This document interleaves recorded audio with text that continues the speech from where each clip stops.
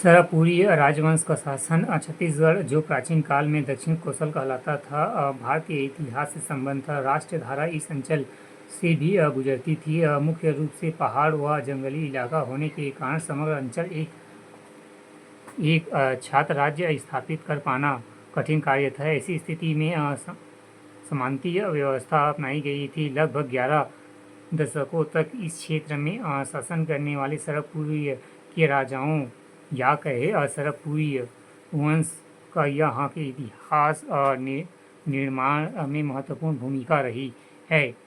इन 11 शासकों में 8 शासकों ने शासन किया एवं सरपुरी से इसके अधिकांश ताम्रपत्र जारी किए गए।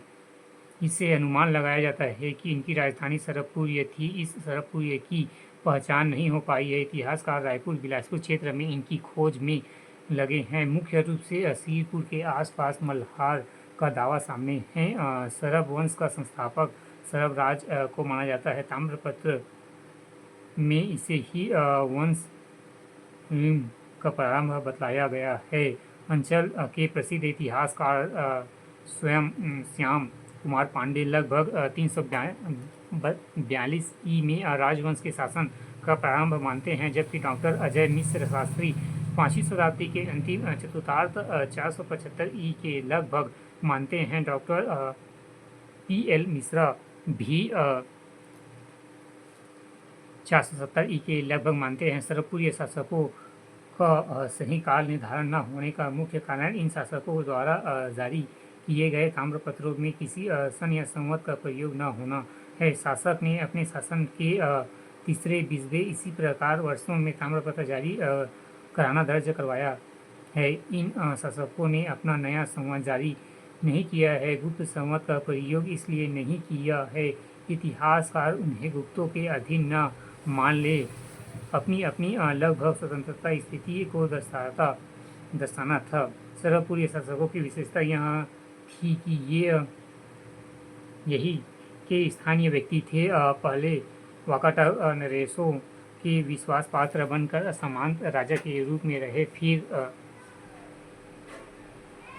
वाकाटक परिवार में पारिवारिक झगड़े का लाभ उठाकर स्वतंत्र राज्य स्थापित कर लिया।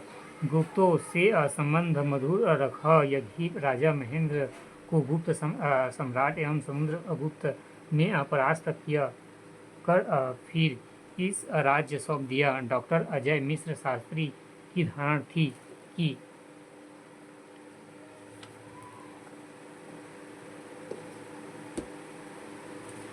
समुद्रगुप्त के पश्चात के गुप्त शासकों को कौशल को अपने राज्य के सम्मिलित कर लिया होगा।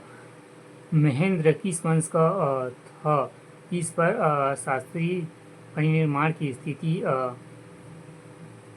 बतलाते हैं, जबकि डॉक्टर श्याम कुमार पांडे महेंद्र को सरपुरी शासक मानते हैं और संस्थापक राजा सरब राज का पुत्र और नरेंद्र का भाई मानते हैं। Doctor P.L.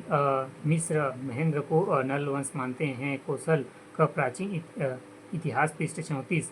सरब राज के अवसर का लाभ उठाकर एक नए राजवंश का शासन इस अंचल में प्रारंभ किया। इस अंचल को उन्होंने कोई नाम नहीं दिया, जबकि पश्चातवर्ती पांडुवंश के शासकों ने इसे कौशल नाम दिया। नई राजधानी के